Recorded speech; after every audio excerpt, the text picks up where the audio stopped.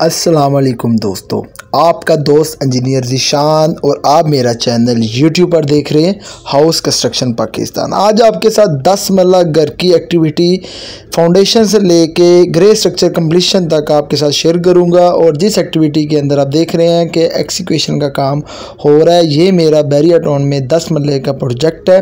और इस प्रोजेक्ट को मैंने आपके साथ इसके ऊपर कितना कास्ट आई है मेरी और फाउंडेशन से लेके ग्रे स्ट्रक्चर की तमाम जो बुनियादी मालूमात है इसके अंदर है। और आपको बताऊंगा कि जो आप घर वगैरह स्टार्ट करते हैं तो आपके पास जब आप एक्सिक्यूशन के मुताबिक खुदाई करवाते हैं तो खुदाई को आपने मुख्तलिफ़ जगहों से चेक करना है कि आपकी जो एज़ पर ड्राइंग के मुताबिक आपको हाइट दी गई है कि आपने उसके मुताबिक खुदाई को कर रहे हैं। उसके बाद आपकी पंप बोर्ड की एक्टिविटी हो जाएगी जो आप पानी की क्यूरिंग वगैरह के तौर पे यूज़ करेंगे।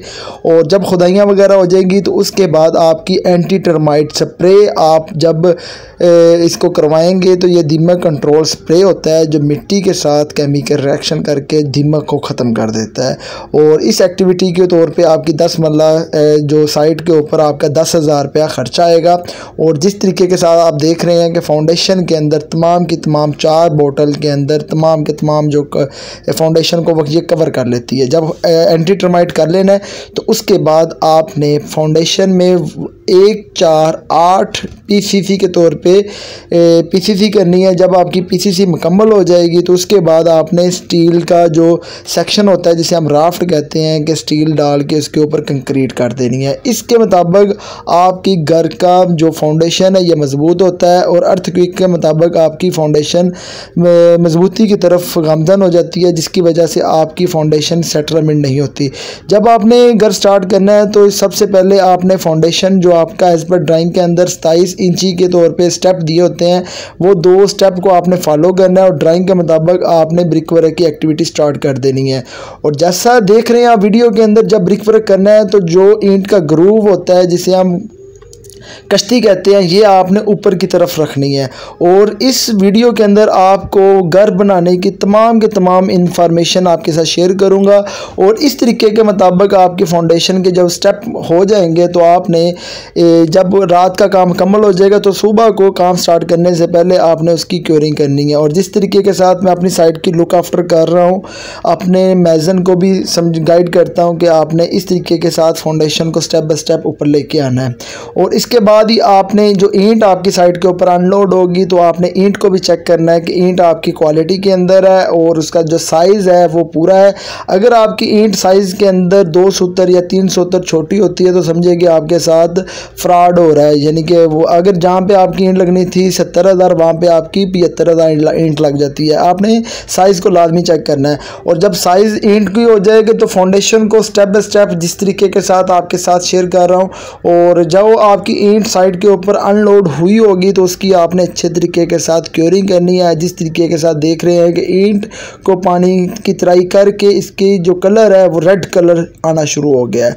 अब उसी के तौर पे आपने ईंटों को भी पानी लगाना है और साथ साथ फाउंडेशन की जो ब्रिक वर्क एक दिन पहले हो गया होगा तो उसको भी आपने स्टेप बाय स्टेप पानी लगाना है। और साइडों से जो मिट्टी होती है उसको भी साइडों पे सपोर्ट लगाती जाना है कि जिसकी वजह से जो लेबर काम करती है कि वो दीवार को सेटलमेंट ना करे।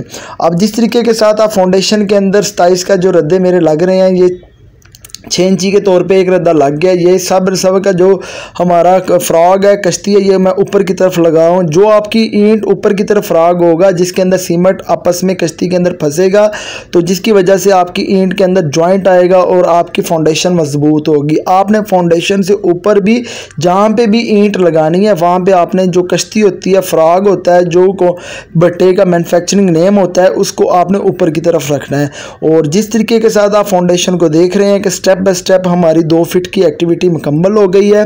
और इसके मुताबिक अभी हमारा नेक्स्ट प्रोसेस हमारा इसके ऊपर इसको लेके जाना है अप टू डीपीसी, यानी कि डीपीसी से बॉटम तक हम इसको लेके जाएंगे इसकी ब्रिक वर्क को। और आपने ख़ास ख्याल रखना है कि जो भी आपका घर तमीर हो रहा है तो उसकी जो क्योरिंग है ये बहुत इंपॉर्टेंट रोल रखती है, चाहे सर्दियाँ हो चाहे गर्मियाँ हो। तो आपने अच्छे तरीके के साथ दीवारों की तराई करनी है 7 डेज़, और उसके बाद आपकी जैसे जैसे होगी तो आपने गस्सू की फिलिंग जो प्लाट भराई होता है कि आपकी फाउंडेशन डीपीसी से नीचे होती है, तो उसको स्टेप बाय स्टेप तरीके के साथ दीवारों के अंदर डालना है और इसकी 2 स्टेप के अंदर साथ साथ क्योरिंग करते जाना है। और ये ख्याल रखना है कि ट्रैक्टर के साथ आपने गस्सू की फिलिंग नहीं करवानी, मैनुअली हाथ रेडी जिसे हम व्हील बारो कहते हैं उसके साथ आपने गस्सू की फिलिंग करनी है। जब फिलिंग हो जानी है तो उसको अच्छे तरीके के साथ आपने पानी के साथ कंपैक्शन करना है। और जब आपने डीपीसी डालनी है, डीपीसी से नीचे आपने इस तरह का प्लिंथ बीम भी डाल सकते हैं, जिसको हम आम ज़बान में तेगा कहते हैं। 2 इंटें साइडों पे रख के और 3 इंची की जगह को फिल करते हैं, और इसके अंदर से 2 रॉड जो स्टील की बार होती हैं वो भी रख सकते हैं आप, 3 सूत्र का सरिया भी इस्तेमाल कर सकते हैं और 4 सूत्र का भी रख सकते हैं। और इसको इस तरीके के साथ आपने भराई करनी है और इसके मुताबिक भी आपकी फाउंडेशन मजबूत हो जाती है। और आपका जो ये रेशो हो गया सीमेंट कंक्रीट, ये 1 2 4, 1 सीमेंट 2 रेत तो 4 बजरी होगा। जितना आप फाउंडेशन को मजबूत करेंगे उतना स्ट्रक्चर आपका मजबूत होगा। यानी कि ये ख्याल रखें जैसा कि हमारे पाँव को हम अच्छी जूती के साथ सपोर्ट करेंगे उसी के मुताबिक हमारे घर की मजबूती ज़्यादा आएगी। और इसी के तौर पे आपकी जो तेगा डालने के बाद आपने उसके ऊपर डीपीसी डालनी है। ये डीपीसी 2 इंच की भी डाल सकते हैं और 3 इंच की भी डाल सकते हैं। जो इसकी रेशो होती है ये 1 2 4 के बजाय आपको 1 1.5 3 या 1 1 2 की रखनी चाहिए। जितनी सीमेंट आपका तेज होगा उतना ही आपकी डैम्पनेस के ऊपर जो नमी होती है उसके चांसेस ख़त्म हो जाते हैं। उस चांसेस नमी को ख़त्म करने के लिए हमारे पास जियो मेम्ब्रेन की शीट होती है, ये 5 mm थिक के अंदर होती है। इसको बिचुमेन नीचे लगा होता है, इसको लगा दिया जाता है गर्म करके। और जब आपने साइड के ऊपर आपके हमसायों की दीवार होगी तो आपने उनके बायलास के मुताबिक ख्याल रखना है और शापर वगैरह लगाना है ताकि आपकी न्यू कंस्ट्रक्शन की नमी उधर ना जाए। और आपने जो भी ईंट इस्तेमाल करनी है ये आपकी अव्वल क्लास की होनी चाहिए, साइज़ के अंदर होनी चाहिए, और ये ख़ास ख्याल रखना है कि पानी को अपने से ज़्यादा ऑब्जर्व ना करे। और ये देखें मेरे ग्राउंड फ्लोर की एक्टिविटी स्टार्ट है, 4-4 फीट मेरी ब्रिक वर्क हो गया है। और इसकी प्रोसेस के तौर पर आपके साथ जब भी आपने ख़ास ख्याल रखना है कि जो ईंट है उसकी जो कश्ती है वो आपने ऊपर की तरफ लगानी है। और जिस तरीके के साथ हमारी एक्टिविटी मुकम्मल हो रही है उसको पानी के साथ तराई कर रहा हूँ। और जो मेरा 10 मरला घर के अंदर फाउंडेशन के अंदर जो इसकी हाइट काफ़ी डीप प्लॉट था, 7 से 8 फीट था, और इसके ऊपर फाउंडेशन के अंदर मेरी 48,000 ईंट लगी है और फाउंडेशन से ऊपर मेरी 50,000 ईंट लगी है। तकरीबन मेरी इसके अंदर 98,000 ईंट इस प्रोजेक्ट के अंदर लगती है 10 मरला के अंदर। आम रूटीन के अंदर नॉर्मली तौर पे जो प्लाट होता है वो आमतौर पे 90,000 ईंट लगती है 10 मरला घर के अंदर। और जो सीमेंट है वो मैपल लीफ का है। और जो डोर लेंटर मैंने आप देख रहे हैं कास्ट हो रही है, इसकी शटरिंग हो रही है, इसको भी एज़ पर ड्राइंग के मुताबिक स्टील के रॉड के मुताबिक जिसका आधी इंची का सरिया है उसको 3 सूत्र के स्टिप के साथ जिसे रिंग कहते हैं बांध दिया, एज़ पर ड्राइंग के मुताबिक काम हो रहा है। और इसके अंदर से ये ख़ास ख्याल रखना पड़ता है कि जो बैरिया के रूल होते हैं, जो उनके इंस्पेक्शन कार्ड होते हैं, जो उनके इंजीनियर होते हैं, वो आप पहले आके वेरीफाई करते हैं, फिर आपको काम को अलाउ करना पड़ता है। तो ये सबसे गुड पॉइंट हो गया। सबसे पहले जब आपका स्टील ग्राउंड फ्लोर का फिक्सेशन हो जाना है तो सबसे पहले आपने खुद चेक करना है कि एज़ पर ड्राइंग के मुताबिक आपका काम मुकम्मल हो गया है। और जो स्टील आपको ड्राइंग के मुताबिक है उसकी जो स्पेसिंग है मेन बार और डिस्ट्रीब्यूशन बार वो एज़ पर ड्राइंग के मुताबिक है। तो आपने जब आपकी चेक कर लेना है आपके जो लेबर वगैरह ने स्टील फिक्सर ने काम ठीक किया है, तो उसके बाद आपका नेक्स्ट प्रोसेस होगा कि आपने बैरिया की टीम को इतला देनी है, एप्लीकेशन देनी है। और जब स्टील आपका फिक्सेशन हो जाना है तो आपकी आएगी बारी इलेक्ट्रिक पॉइंट की जो आपके छत के अंदर देंगे। ये सारी की सारी पॉइंट देख रहे हैं कि पॉपुलर की पाइप है और पॉपुलर ही यानी कि इसके अंदर क्वालिटी फ्राहम करता है। और आम रूटीन के अंदर जो दूसरे पाइप होते हैं वो सेटलमेंट हो जाते हैं। जब आपका बैरिया की तरफ से इंस्पेक्शन कार्ड के ऊपर आप एप्लीकेशन देंगे तो आपका सबसे पहले स्ट्रक्चर वाले इंजीनियर आएंगे जो आपको एज़ पर ड्राइंग के मुताबिक स्ट्रक्चर देख के आपको अलाउ करेंगे कि आपकी कंक्रीट करेंगे। अदरवाइज़ कहीं पे कुछ मसला वगैरह हुआ जो आपने एज़ पर ड्राइंग के मुताबिक नहीं किया होगा तो फिर आपको रोक देंगे, आपको वो चेंजिंग करनी पड़ेगी। तो ये बैरिया के भी इंजीनियर है तो जब आपका ड्राइंग के मुताबिक काम हो जाएगा तो ये इंस्पेक्शन कार्ड के ऊपर भी इंस्पेक्शन विज़िट कर देंगे और इसी के मुताबिक आपका काम को अलाउ करेंगे। ये स्ट्रक्चर इंजीनियर है और ये भाई बिल्डिंग डिपार्टमेंट की तरफ से होते हैं। और यही मेरी साइड की एक्टिविटी अलाउ हो गई है, स्टील सेक्शन मुकम्मल हो गया है। उसके बाद आपने नेक्स्ट बारी आएगी हमारी कंक्रीट की पोरिंग की। और जैसा कि हमारा लेंटर की तैयारी मुकम्मल है, उसके बाद हमने अपनी जो 1 to 4 है कंक्रीट की स्लैब है वो हमारी स्टार्ट हो गई है। और मैपल लीफ का सीमेंट मैं इस्तेमाल कर रहा हूँ, सरगोदा की क्रश है और रावी के तौर पे इसके अंदर से रेत सैंड इस्तेमाल की गई है।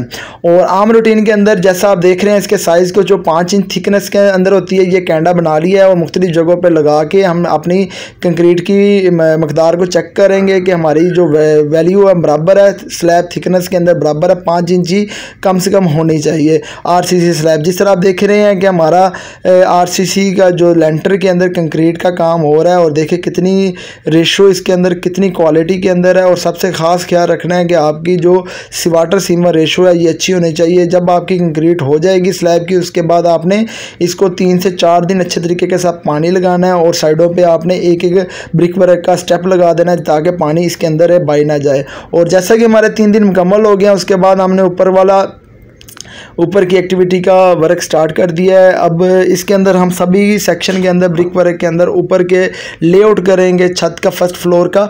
और जब हमारा फर्स्ट फ्लोर का लेआउट मुकम्मल हो जाएगा, इसके अंदर इलेक्ट्रिक के पाइप भी है और इलेक्ट्रिक के पाइप के तौर पे उसकी जड़ी छोड़ देंगे, जो पाइप सीधा हमारे छत के अंदर चला जाएगा। और जो पाइप आपका इलेक्ट्रिक का पॉइंट होगा उसको उसी हिसाब से लग के उसको बाद में मसाला वगैरह लगा के कवर अप कर लेना है। और जैसा कि मैं अपनी एक्टिविटी को चेक कर रहा हूँ कि जो मेरा फर्स्ट फ्लोर का काम है एज़ पर ड्राइंग के मुताबिक लेआउट करवा के इसको एज़ पर ड्राइंग के मुताबिक फर्स्ट फ्लोर की जो हाइट होगी ये हमारी 10.5 फीट होती है और इसके मुताबिक हमारा ब्रिक वर्क स्टार्ट है। और जो ब्रिक वर्क की रेशो होती है ये 1 सीमेंट होता है और 5 इसके अंदर रेत होती है। 1 5 का इस्तेमाल करते हैं। फाउंडेशन में हम इस्तेमाल करते हैं 1 6 का भी और 1 5 का भी। और आम रूटीन के अंदर जो आपकी कस्टडी है उसके अंदर आपने क्यूरिंग का ख़ास ख्याल रखना है कि और उसके बाद आपने ये देखें डिज़ाइनिंग के अंदर स्पेनिश लुक के अंदर हमारी आर्चिस तैयार हो रही है। ये हमारा ओपन टू स्काई का ड्राइंग रूम का कमरा है और इसके ऊपर 3 आर्चिस है। ये फ्रंट वाले ड्राइंग रूम की आर्चिस है और इसको आप एज अ ड्राइंग रूम भी यूज़ कर सकते हैं और एज अ गेस्ट रूम भी यूज़ कर सकते हैं, एज अ बेडरूम भी यूज़ कर सकते हैं। और आर्चिस को देखें कितनी स्मूथी के साथ लगाया गया है और जिससे मेरी हाइट मुकम्मल हो गई है 10.5 फीट। उसके बाद मेरी प्रोसेस शटरिंग का वर्क स्टार्ट हो गया है। शटरिंग का जैसे मुकम्मल होगा उसके बाद मेरी स्टील की एक्टिविटी मुकम्मल हो जाएगी। और जैसा कि मैंने ग्राउंड फ्लोर की स्लैब के अंदर बताया था कि सबसे पहले आपने खुद चेक करना है और ख़ुद जब चेक आपका हो जाएगा, आपकी तसल्ली हो जाएगी कि आपका जो स्टील है एज़ पर ड्राइंग के मुताबिक तैयार हो गया, तो आपने बैरिया की इंस्पेक्शन टीम को इतला देनी है। तो जब आपकी आके साइड के ऊपर आपका फॉर्म फिल कर देंगे, उसके बाद आपकी एप्लीकेशन जो इंस्पेक्शन कार्ड के ऊपर एक सिग्नेचर कर देंगे तो तब आपको अलाउ करेंगे। उसके बाद आपने बिस्मिल्लाह शुरू करके लेबर वगैरह को मुँह मीठा करवाना है और मिठाई वगैरह के तौर पे अल्लाह का नाम लेके आपने ग्राउंड फ्लोर फर्स्ट फ्लोर की जो कंक्रीट वर्क है वो स्टार्ट करवाना है। और जैसा कि मेरा इंजीनियर साइड के ऊपर तमाम लेबर की मुँह मीठा करवा रहा है, बिस्मिल्लाह के नाम से हमारा काम स्टार्ट होने लगा है। और जो भी काम होता है उसके अंदर मेरा जो वर्क है उसके अंदर से हमारा मैपल लीफ सीमेंट इस्तेमाल करते हैं। और जिसके अंदर आप देख रहे हैं कि कंक्रीट की क्वालिटी क्या है, इसके अंदर से आपने पानी की मकदार को कम रखना है और कैंडे के तौर पे इसको चेक करना है कि आपकी जो थिकनेस है वो ज़्यादा जहाँ पे ज़्यादा ना हो और कम भी ना हो और 5 इंच थिकनेस के मुताबिक हो। और इसी तरह आप देख रहे हैं कि फ्रंट मेरा एक्टिविटी ब्रिक वर्क आपको शो हो रहा है और इसके साथ ही हमारा लेंटर की जो बराई मुकम्मल हो गया। अब हमारा नेक्स्ट प्रोसेस आएगा स्टेप, ये मेरा कंपनी का मोनोग्राम है और my name is engineer Zeeshan और मेरी जो क्वालिफ़िकेशन है ये MSc है और MS engineering and construction management में मैंने किया हुआ है। और जैसे ही आपकी प्लस्तर वगैरह स्टार्ट करना है तो सबसे पहले आपने नीचे बिजली की काम की जो वायरिंग है वो करवानी है, पाइपिंग इंस्टॉलेशन करवानी है। जितना भी पाइप सिस्टम इंस्टॉल हो रहा है ये सारा के सारा पॉपुलर की फिटिंग का मुताबिक करवा रहा हूँ। और जो पॉपुलर की फिटिंग होती है ये अच्छी होती है और इसके ऊपर जो सीमेंट है ये इसके साथ बॉन्ड बना लेता है। और बिजली के काम मुकम्मल होने के बाद आपने प्लम्बरिंग का काम मुकम्मल करवाना है ताकि आपकी जो प्लस्तर है वो वर्क स्टार्ट हो। प्लम्बरिंग का काम चेक कर प्लस्तर करवाने से पहले आपने इसको टेस्ट करना है, 150 PSI तक प्रेशर देना है। उसके बाद आपने करना है, जब आपका प्रेशर बिजली के और इलेक्ट्रिक के पॉइंट शुरू हो जाए तो आपने सीमेंट का जो मिक्सिंग है 1:4 की रेशो के साथ स्टार्ट करनी है, उसको छानना है अच्छे तरीके के साथ। और जब भी आपने प्लस्तर को देखना है, प्लस्तर की क्यूरिंग करने के बाद इसको आपने प्लस्तर को चेक करना है कि आपका प्लस्तर प्लम्ब के अंदर है, और जो इसकी क्वालिटी है इसको आपने खुद साइड के ऊपर इंश्योर करना है, जैसा कि मैं अपनी एक्टिविटी को चेक कर रहा हूँ। और उसके बाद छतों का जो ये मेरी साइट है, इसके अंदर छतों की बॉटम पे मैंने प्लस्तर है। और आम रूटीन के अंदर क्लाइंट कहते हैं कि हमें छतें सीलिंग नहीं करवानी, सीलिंग के अंदर मसले मसाइल आ जाते हैं, तो इस वजह से मैं छतों को प्लस्तर कर रहा हूँ। आजकल प्लास्टिक पैरिस की डिज़ाइनिंग के तौर पे मोल्डिंग इंस्टॉल हो जाती है, वो भी काफ़ी खूबसूरत होती है। जब भी आपने प्लस्तर कर लेना है तो उसको 7 डेज़ अच्छे तरीके के साथ ट्राई करनी है, जैसा कि ये सर्दियों का काम है, ये सर्दियों की एक्टिविटी है और गर्मियों में आके ख़त्म हुई है। और जब छत के अंदर आपके मार्बल वगैरह लगवाना है तो सबसे पहले आपने छत की ट्रीटमेंट करनी है। जब छत की ट्रीटमेंट करने के बाद आपने जो 1 to 4 के साथ आपने घर की PCC कर देनी है, जैसा ये मेरी मुकम्मल हो गई है। इसके नीचे बज्जर है, बज्जर के ऊपर मेरी PCC है। जब PCC हो जाए फ्रंट की तरफ कनोपी है, और ये मेरा तमाम काम मुकम्मल हो गया। आउटर साइड का मैंने प्लस्तर स्टार्ट करना है। तो प्लम्बिंग के पाइप जो मेरा ऊपर वाली पोर्शन अलग है, नीचे वाला अलग है, और यानी कि एक पाइप होता है जो आम रूटीन के अंदर आप खास ख्याल नहीं रखते कि आप ऊपर वाली प्लम्बिंग को और नीचे वाली प्लम्बिंग को एक ही जॉइंट के अंदर कवर कर देते हैं, जिसकी वजह प्रेशर कम हो जाता है। और ये मेरा ऊपर वाला आउटर साइड का प्लस्तर स्टार्ट करना है, उसको मैं अच्छे तरीके के साथ छान रहा हूँ 1:4 की रेशो के साथ। उसके बाद आप बैक साइड के देख रहे हैं कि बैक साइड का प्लस्तर का काम मुकम्मल हो रहा है। और उसके साथ साथ आपकी नेक्स्ट एक्टिविटी के साथ आपको पूरे घर की जो एक्टिविटी है वो भी शेयर करवा रहा हूँ, और एंड पे आपको इस घर के ऊपर आने वाली लागत भी शेयर करूँगा। और आपने इसकी क्वालिटी को इंश्योर करना है। और जैसा जैसा कि ये मेरे पैरापेट के जो प्लस्तर है ये भी इसके साथ मुकम्मल हो रहा है। और जब पैरापेट के मुकम्मल हो जाएंगे तो उसके बाद मेरा फ्रंट की तरफ प्लस्तर पेंडिंग है, तो उसकी मैं एक्टिविटी स्टार्ट करवाऊंगा। और ये स्पेनिश लुक के अंदर मेरा आर्चिज़ का काम है। और जिस तरह आप देख रहे हैं कि फ्रंट की तरफ मोल्डिंग का काम और इसके अंदर छत प्लस्तर है, उसकी एक्टिविटी स्टार्ट कर रहा हूँ। और ये मोल्डिंग रिमूव करके इसको अच्छे तरीके के साथ दीवार को साफ़ करके तराई करके इसको नीरो वगैरह के बॉन्ड लगा के इसको फिर प्लस्तर की एक्टिविटी स्टार्ट करूँगा, जैसा आप इस वीडियो के अंदर देख रहे हैं। ये स्टेप बाय स्टेप पूरे घर की आपके साथ एक्टिविटी आपके साथ शेयर कर रहा हूँ। ये मेरी साइट का मोनो है, और मेरा जिस तरह आपके साथ step by step front elevation और जिस तरह की एक्टिविटी मुकम्मल हो रही है वो अभी आपके साथ शेयर कर रहा हूँ। ये मेरी फ्रंट की बाउंड्री वाल है, और जैसा ये प्लस्तर फ्रंट की तरफ मुकम्मल हो गया है, और उसके बाद आपको फाइनल लुक भी आपको दिखाऊंगा कि आपको जो फाइनल लुक है, जो मोल्डिंग का काम मेरा पेंडिंग रहता था वो भी मेरा इंस्टॉल हो गया है। और जो मेरा इस घर की मोल्डिंग के ऊपर भी खर्चा है वो मेरा 1.5 लाख के तौर पे मेरी मोल्डिंग और खपरेल के ऊपर खर्चा है पूरे घर के अंदर। और ये भाई मोल्डिंग का काम जिस तरह देख रहे हैं कितनी नफासत के साथ कर रहे हैं, इसकी मोल्डिंग को भी जब काम आपने करना है तो इसको भी आपने अच्छे तरीके के साथ क्योरिंग करनी है। ये मेरा बैरिया टाउन के अंदर जोहर ब्लॉक के अंदर प्रोजेक्ट है, 291 हाउस नंबर है। और इस प्रोजेक्ट के अंदर मेरा 6 माह के अंदर ये मेरा ग्रे स्ट्रक्चर मुकम्मल हुआ है। उसके ऊपर मेरे 75 लाख रुपया इसके ऊपर कास्ट आई। वीडियो अच्छी लगी हो लाइक और सब्सक्राइब करें।